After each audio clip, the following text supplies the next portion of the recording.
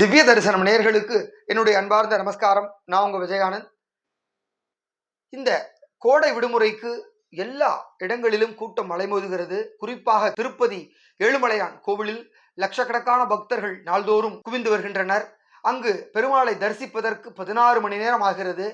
எப்படியாவது குடும்பத்துடன் சென்று அந்த பெருமாளை தரிசித்து விட வேண்டும் என்பதுதான் பல பேருடைய எண்ணமாக இருக்கிறது.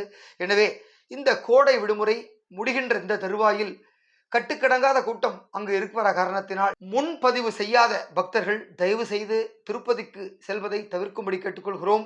உங்களுடைய பயண திட்டத்தை முன்கூட்டியே வகுத்து கொண்டு குடும்பத்தோடு குழந்தைகளோடு செல்பவர்கள் எந்தவித முன்னேற்பாடும் இல்லாமல் அங்கு சென்று கஷ்டப்பட வேண்டாம். எனவே நாளொன்றுக்கு 90,000க்கும் மேற்பட்ட பக்தர்கள் தரிசனம் செய்து வருகிறார்கள். அப்படியும் அங்கு கூட்டம் கட்டுக்கடங்காமல் இருக்கிறது. எனவே இந்த விடுமுறை முடிந்த பிறகு ஏதாவது ஒரு சனிக்கிழமை அல்லது ஞாயிற்றுக்கிழமையிலாவது சென்று பெருமாளை தரிசிக்கும்படி அன்போடு கேட்டுக்கொள்கிறோம். நீங்கள் இந்த வீடியோ வாயிலாக அங்கு திருப்பதியில் இருக்கின்ற அந்த கூட்டத்தை கண்டு பிரமிக்கலாம்.